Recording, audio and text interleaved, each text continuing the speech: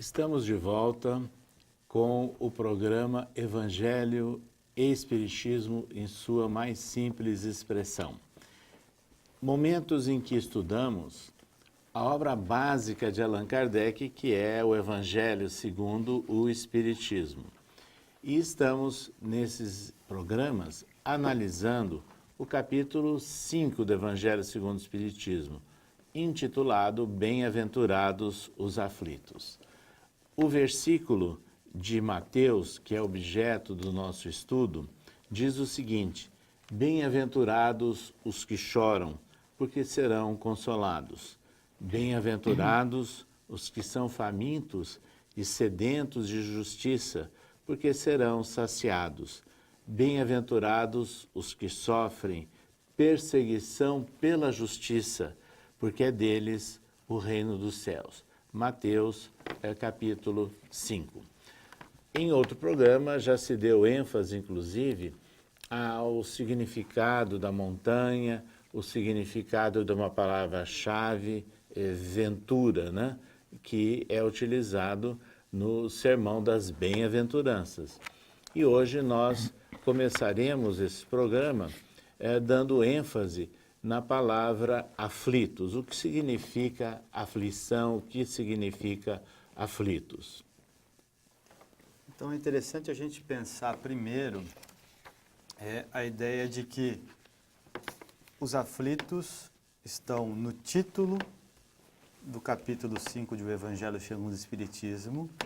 Todavia, o termo não integra o versículo ou a série de versículos ditas por Jesus no Sermão do Monte. Isso é que é interessante. Se nós pegarmos as traduções em português, ele vai falar do bem-aventurados os que choram, na maioria das traduções. Aí a gente fica muitas vezes em dúvida acerca disso. Cadê o aflito? Quem é o aflito? É esse que chora? A gente fica muito em dúvida acerca disso, porque no item 1 do Evangelho segundo o Espiritismo está aqui: bem-aventurados os que choram, porque serão consolados. Aí é desse aflito que Kardec está falando. A gente fica em dúvida às vezes em relação a isso. Por que Kardec colocou bem-aventurados os aflitos? Aí o natural que a gente tentou olhar, seguindo até a própria metodologia usada por Kardec, foi buscar aquilo que ele fez já em alguns capítulos do Evangelho segundo o Espiritismo, que foi comparar traduções, ir em outras línguas, ir em outras versões, para ver como que outras pessoas, outros especialistas, buscaram traduzir, que palavras usaram nessa questão do chorar. E uma coisa bastante interessante é na língua inglesa, como que essa palavra chorar aparece na língua inglesa. Então eu peguei, no caso, uma Bíblia em inglês, aquela versão mais tradicional deles, que é a King James, que é comparável a João Ferreira de Almeida do Brasil. A primeira versão da King James é de 1611, então daí dá para a gente ver a estabilidade do texto. É um texto que é preservado desde então até hoje. E, grosso modo, nas demais, ele inspirou as demais versões em inglês e inspirou também a tradução em português do Almeida. Ele influenciou também a tradução em português do Almeida, a Bíblia King James. Em inglês, a palavra que está lá é mourn. Não seria cry. Cry seria chorar ao pé da letra. Mourn quer dizer outra coisa. Ou seja, sentir ou expressar tristeza sobre a morte de uma pessoa ou a perda de algo. Isso é ao pé da letra, o que seria mourn.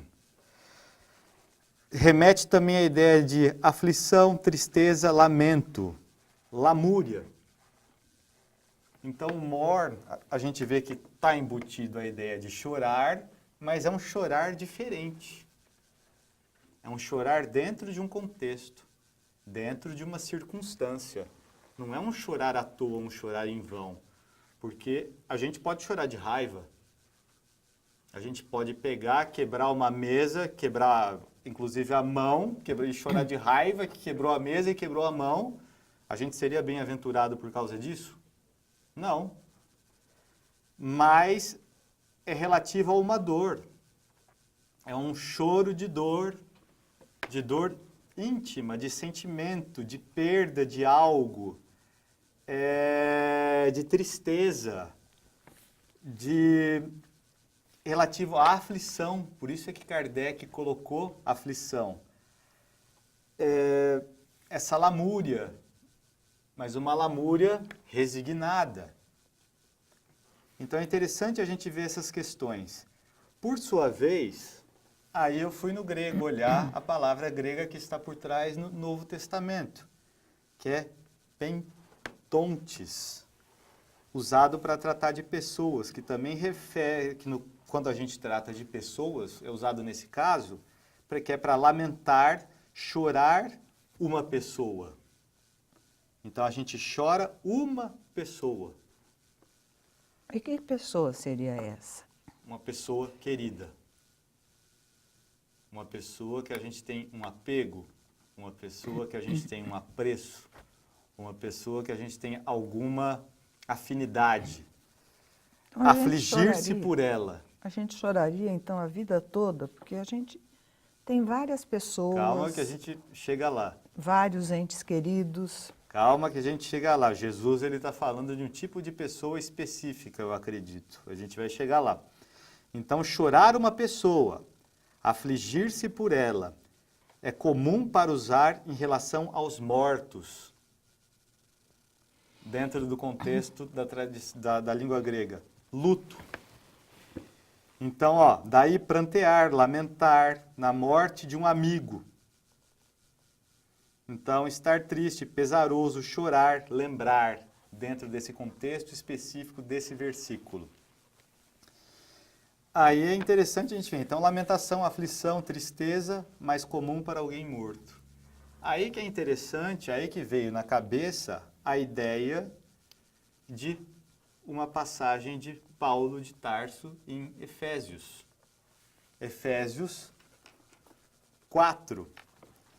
Que ele diz aqui, hora que ele vai falar da santidade cristã. E digo isto, e testifico no Senhor, para que não andeis mais como andam também os outros gentios.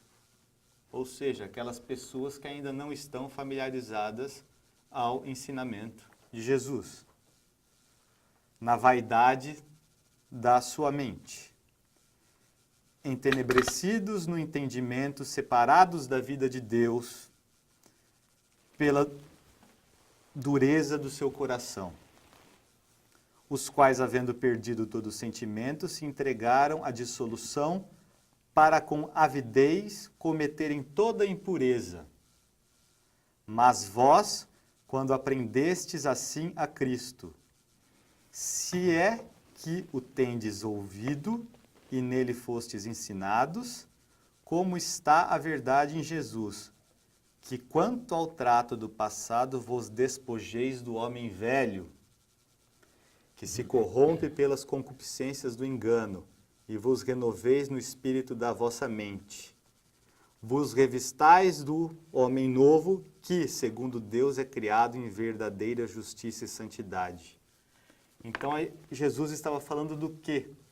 Da morte do homem velho. É dessa morte, é desse tipo de luto que nós estamos falando. É esse tipo de aflição que muitas vezes nós estamos tratando. Bem-aventurados são os aflitos, Humberto de Campos fala no livro Boa Boa Nova, Nova, que os bem-aventurados são aqueles que abandonam as ilusões do mundo para se elevarem a Deus. São aqueles que deixam o homem velho que está dentro de si morrer. Só que isso é um processo. É um processo de luto porque a gente tem apego a esse homem velho. A gente gosta desse homem velho. A gente tem afeição por esse homem velho, a gente está apegado a esse homem velho por milênios. É um processo difícil. Então, daí a aflição, daí o sofrimento, daí o apego. Então, esses são os bem-aventurados, os que estão chorando, sofrendo, em dificuldade por isso. Esse tipo de choro, esse tipo de lamento, esse tipo de dificuldade. Daí, muitas vezes, pessoas vêm sobre determinados aguilhões que ajudam, impelem essas pessoas a se libertarem deste homem velho. Então, é interessante que, preparando já, né, para o intervalo deste programa, nós lembremos aqui de uma frase de Allan Kardec. A dor é um aguilhão que nos impele para frente na senda do progresso. E a outra colocação de Kardec nesse capítulo que nós estamos estudando o Evangelho segundo o Espiritismo é que a dúvida do futuro é que faz o homem fazer buscas.